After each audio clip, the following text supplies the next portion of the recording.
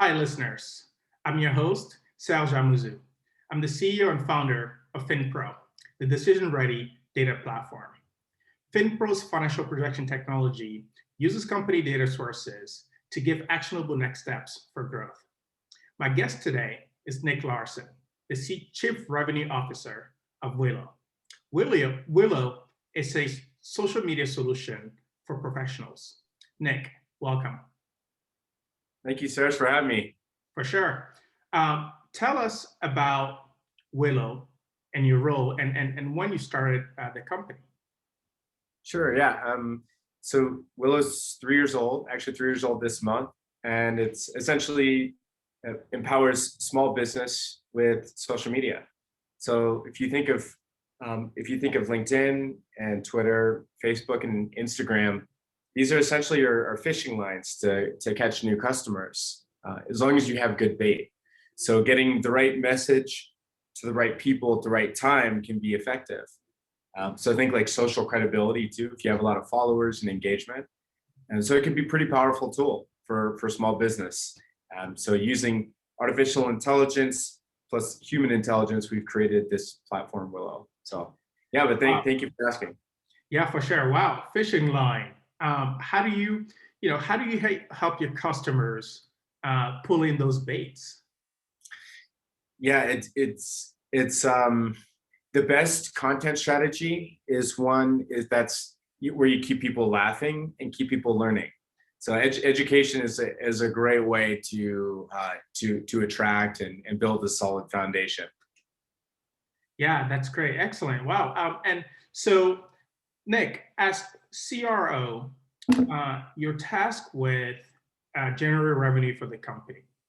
How do you put teams together to align with that goal? Ooh, good question. Well, so there's specific things that we need for projecting what you're going to make into the future and optimizing each of those channels.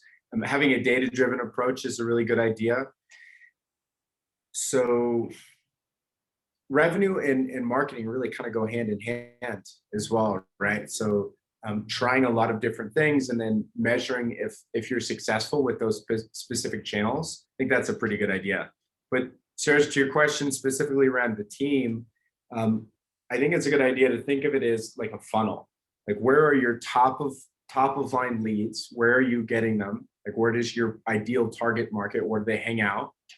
And then how are you moving them down through that funnel, through conversation to close to onboarding? And then again, just taking a super data-driven approach, each of those specific channels, and doubling down on what's working. I know that was kind of conceptual. I hope that helped. No, that's wonderful. Do you have different team members, tackling certain parts of that process that you mentioned? Or is it one person managing all this process? I mean, tell us about how all of that works. Yeah, great question. So there's a book called Sustainable Revenue, and Repeatable Revenue, and it came out almost like 10 years ago, I believe. It was by the fellow that brought Salesforce to $100 million run rate. And one of the main points that I took away from this book, even though it's kind of older, but it's still, I think, fantastic for creating that model of growth, is by not by having folks that do different parts of the process, right? So like opening the conversation and closing the conversation. Ideally, those should be two different individuals. And it kind of goes back to the psychological understanding of what's called code switching, and just being really kind of consistent with your tasks. Of course, the contract value has to be high enough to warrant that, right? Like if it's a super low contract value, that might change, right?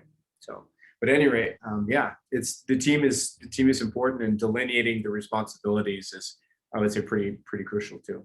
Yeah, and when a company's at the early stages, and you've had the good fortune of been with Willow since the very beginning of the company, and so when a company is at the early stage, at what point should they consider, right, having multiple people filling each part of those roles, right?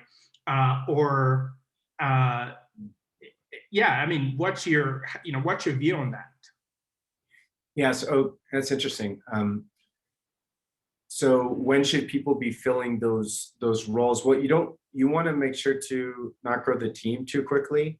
I think like the number of individuals that you have on a team should always be catching up to the work that you have, because then your team can scale appropriately, as opposed to hiring too quickly and then not enough revenue to cover that. Yeah, So I think perhaps a better question here would be, at what point at Willow did you start bringing in these different people to fill these different roles? yeah, it, yeah. So it's an inbound question. So like, how much work is there to do? I mean, as a startup founder, right, or just early stage entrepreneur, you're doing like crazy hours, 14, 16 plus hours, probably every day. Yeah. So I mean, hopefully it's something that you're passionate about, that you really love, because then it'll be easier to kind of put in those wild hours. Yeah, that's excellent. So, What's your experience? I mean, you're a founder as well, and your company has like explosive growth. Like, tell us more about that. yeah, absolutely. So a lot of our growth, actually, Nick, as you very well know, I use Willow, which has been phenomenal for me Cool. in getting our branding and messaging out there to our customers. But we're with FinPro, we're at the early stage where we're working with Series A companies, Series B companies, and some Series C companies. And so, when you talk about the sort of inbound, right, how much work is there to do? Um, uh, FinPro still has a ways to go in order to bring in different people to fill each different part of that funnel, right? However, we've been using uh, different tools uh, to sort of look at the top of the funnel, right, and then kind of looking at how does that translate to having conversation with the customers, and then how do we actually get to close them. And so that goes back to let me it segues into a question I'll ask you, which is what tools do you have at your disposal that enables you or facilitates your role as the CRO in bringing in revenue for the company? Yeah, interesting. There's every company has people, process, and technology, right? So one of the most important pieces is having technology that can automate a lot of the processes, track important metrics, like for example, like your conversion rate. If you're not tracking the conversion rate and what it's costing you to acquire a customer or your CAC, then you're missing out. You're not you don't have access to important information. That's how you can optimize. But so a great CRM is HubSpot. I've also heard of Pipedrive. I haven't tried that one out yet. But how you manage your customers and the life cycle is pretty crucial. Also outbound, there's some great tools like well, Sales Navigator is awesome. I'm a big LinkedIn fan, and there's some different automation platforms as far as like customized A/B tested outbound reach, like through LinkedIn. But yeah, so HubSpot is crucial for the managing your customer relationships. I would say Willow is crucial for getting your message out there on organic social. But yeah, there's lots of cool technologies to help that process. Yeah, excellent. So startups, enterprises, consultant, lawyers, and accountants today need to build an audience to fund new business and attract employees. How do you help them at Willow?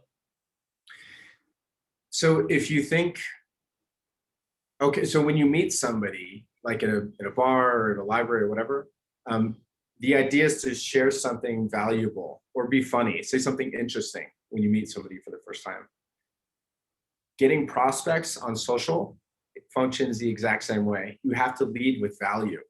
So if you're a real estate agent in Manhattan, the kind of content, I mean, you don't want to say, I can buy and sell your home on your channels, like nobody cares about that. However, if you can be valuable, like here's an infographic on the real estate trends in Manhattan over the last year. Here's the top 5 places to take your family hiking in New York. Or the top, here's a YouTube on 3 questions that first-time homeowners have around the FHA loan. If you're valuable, then you'll get clicks and you'll get engagement. What that does and how these algorithms are optimized to give visibility and authority is by driving traffic to the website based on that engagement. So if we can kind of automate that process, that's what we've done with Willow. Think like 30 to 60 minutes a week of approving content and getting it out to your channels.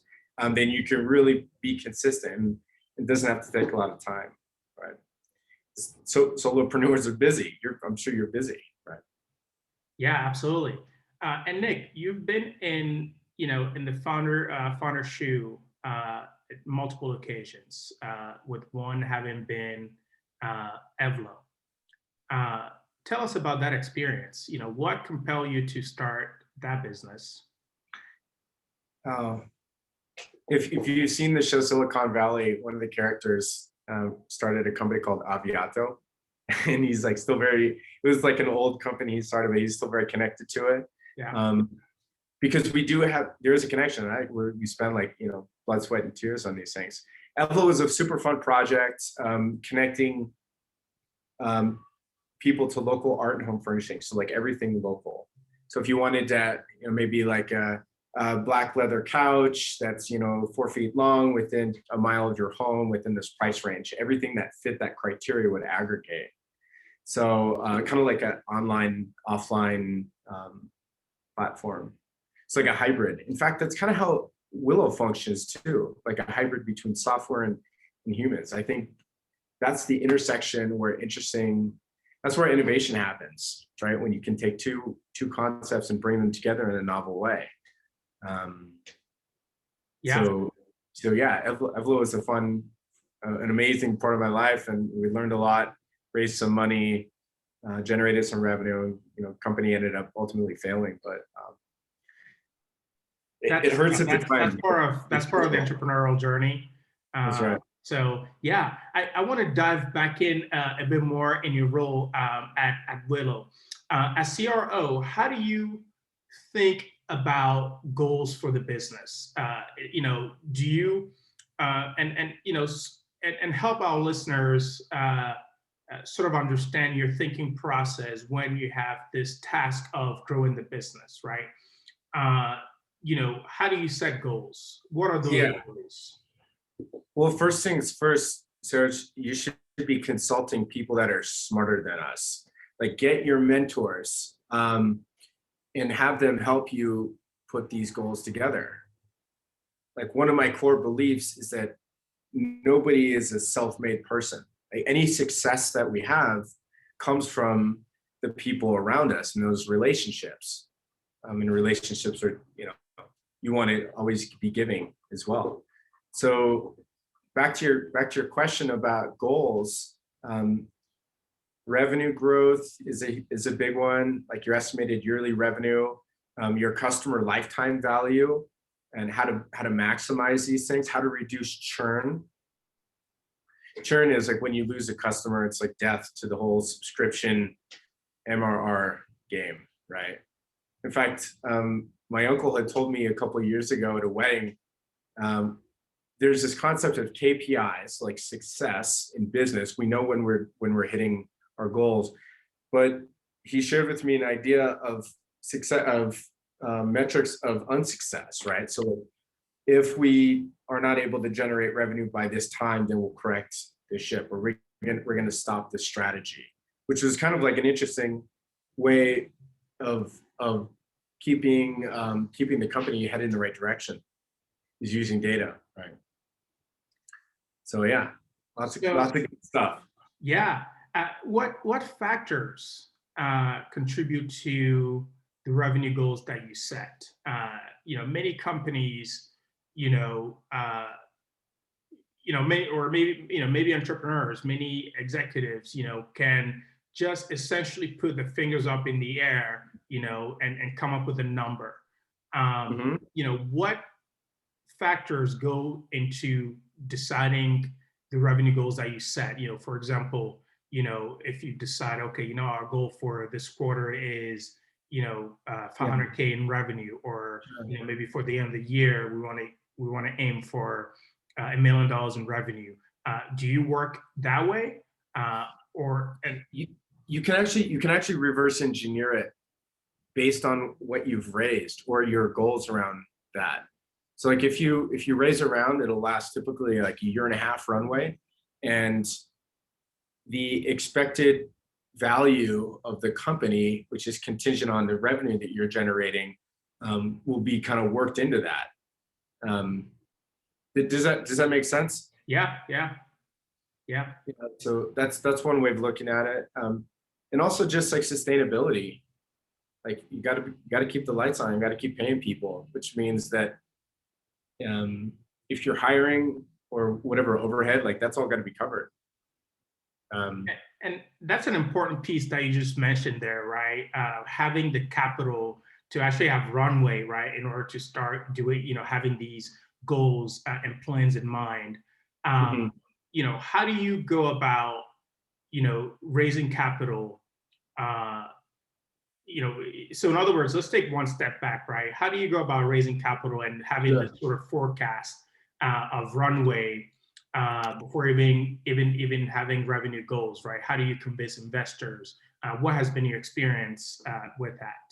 Right. Yeah. Well, it's easier than ever to start a company these days because technology is being democratized, and finding new people to start it with is super like a lot easier as well. Um, so how does one raise capital? That was your question, Serge? Yeah, that's correct. Um, by having growth, by having traction. If you can prove that there's some kind of product market fit, that you've created something that people want, a product or a service or some combination, then investors will be knocking down your door. There's more money out there for investment than any time before in the history of venture capital, right? In fact, Crunchbase just said yesterday there was Q1 was a new record. So there's a lot of money out there.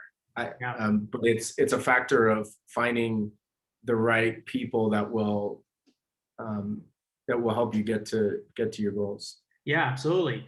And you and I were chatting prior to hopping on, and you talked about your sort of transition to advising Willow and tapping into the venture world. Tell us a little bit about that.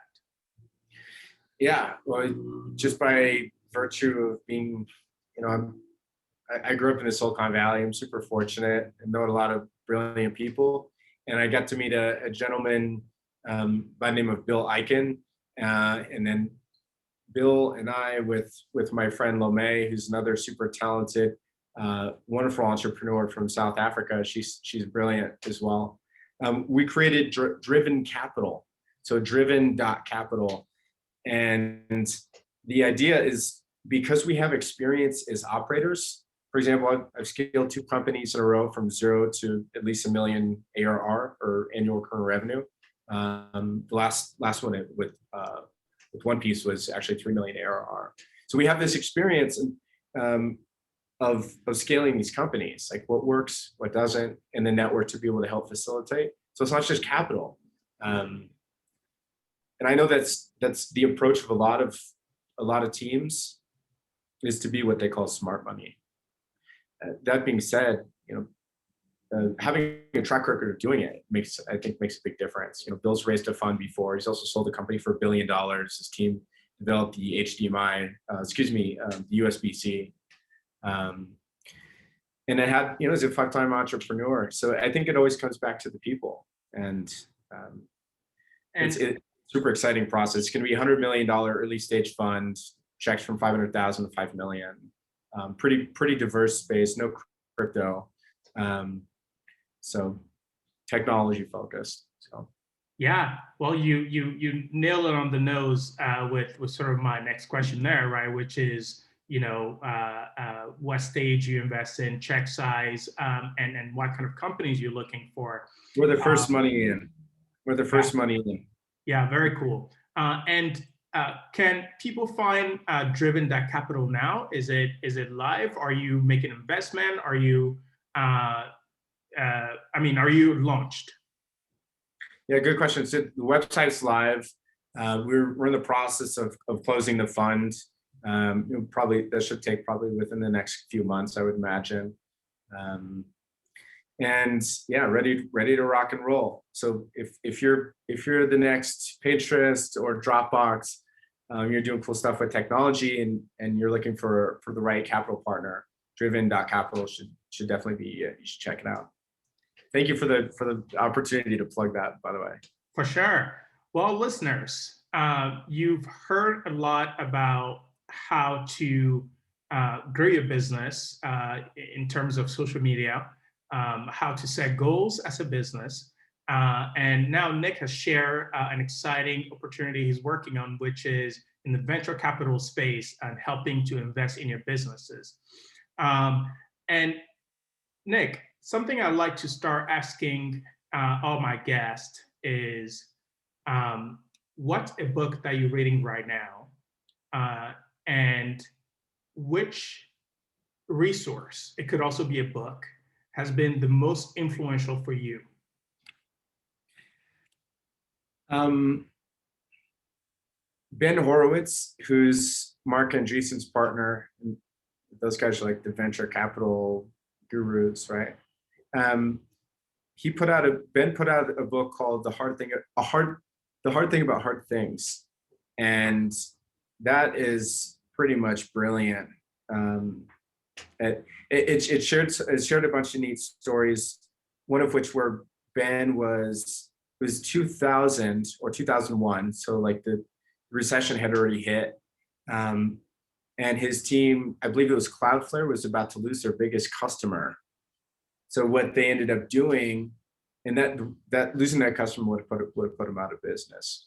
What Ben and his team did is they found out another huge challenge that the buyer was having without even telling him, and then created that product specifically for him, solved this guy's huge issue, because that's what entrepreneurism is about, it's innovation and solving problems, and won back the deal, and then went from like the brink of losing his company to selling it for hundreds of millions of dollars, like a couple of years later.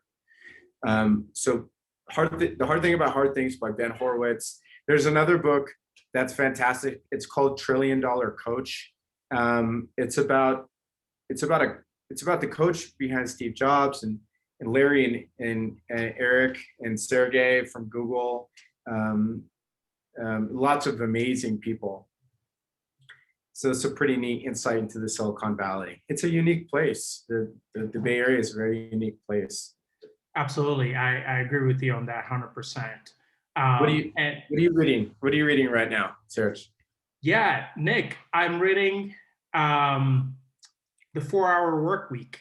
Oh, cool. By Tim Ferriss. And interestingly, for the first time, I'm actually reading two books together, and the other book is Dreams from My Father by Barack Obama. I wasn't in the US when that was published. And so I find it's useful to, get a head start on actually reading that before reading his new book. So those are the two books that I'm reading. Yes, absolutely. Cool. So Nick, any parting word to our audience in terms of, when we're thinking about, growing a business, setting revenue goals, anything that, you find would be a gem for maybe a new someone who's just stepping into a CRO role, or someone who's starting to think about revenue growth? It's easy. It's have fun, help others, make money, because then you can have an impact, right? And enjoy the process. Excellent. Wow, what a great way to end. Nick, thanks so much for coming on, and I really appreciate the opportunity to chat with you. And I look forward to what's next for you at Driven Capital. Thank you so much. It was wonderful chatting, Serge. I'm a big fan. Absolutely.